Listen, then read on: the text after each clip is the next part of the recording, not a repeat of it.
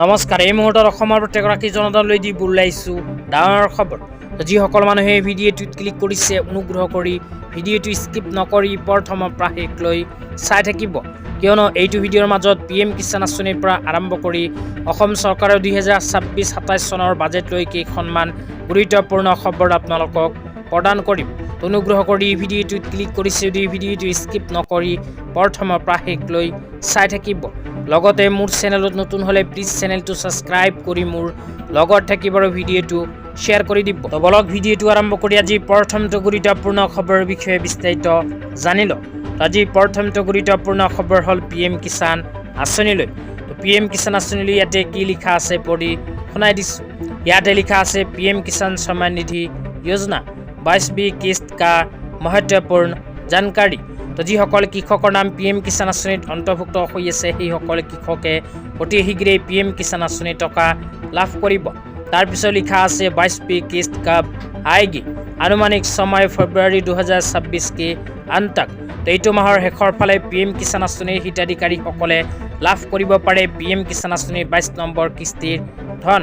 তাৰপিছত লিখা আছে किन किसानों को पैसा नहीं आएगा। तो 1 नंबर पे लिखा है EKYC पूरा नहीं किया हुआ किसान। 2 नंबर लिखा আছে भूमि रिकॉर्ड लैंड सीडिंग अपडेट नहीं किया हुआ किसान। 3 नंबर কৈছে बैंक खाते से आधार लिंक ना किया हुआ किसान।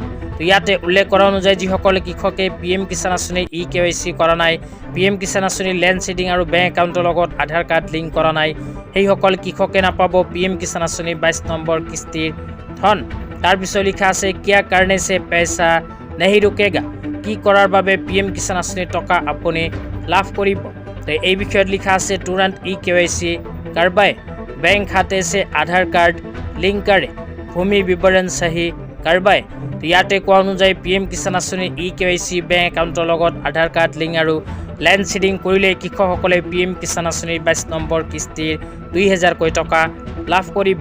আৰু PM কিষাণ আঁচনি সম্বন্ধে যদি আৰু কিবা জানিব লগা আছে তেন্তে 155261 এইটো ফোন নম্বৰত ফোন কৰি আপোনালোকে সবিস্তাৰে জানিব পাৰিব।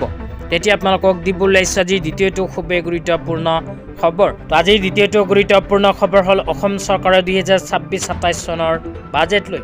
তো আপোনালোকে মোবাইল স্ক্ৰীণত চাব পাৰিছে বাজেট লৈ এনেকুৱা এখন আপডেট ইতিমধ্যে চৰকাৰৰ ফালৰ পৰা প্ৰদান কৰিছে। ইয়াতে কি লিখা আছে পঢ়ি আপোনালোকক বিতংভাৱে শুনাই দিছোঁ। তো ইয়াতে 1 নম্বৰত লিখা আছে বিধৱা পেঞ্চন 300 টকাৰ পৰা 1250 টকালৈ বৃদ্ধি কৰিছে অসম চৰকাৰে 2026-27 চনৰ বাজেটত।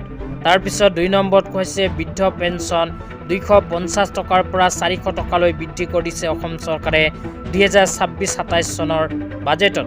তো আজি ইমানেই। ভিডিঅ'টো চাই কেনে পালে নিশ্চয় এইটো ভিডিঅ'ৰ কমেণ্ট বক্সত কমেণ্ট কৰি জনাই দিব। লগতে মোৰ চেনেলত নতুন হ'লে প্লিজ চেনেলটো ছাবস্ক্ৰাইব কৰি মোৰ লগত থাকিব।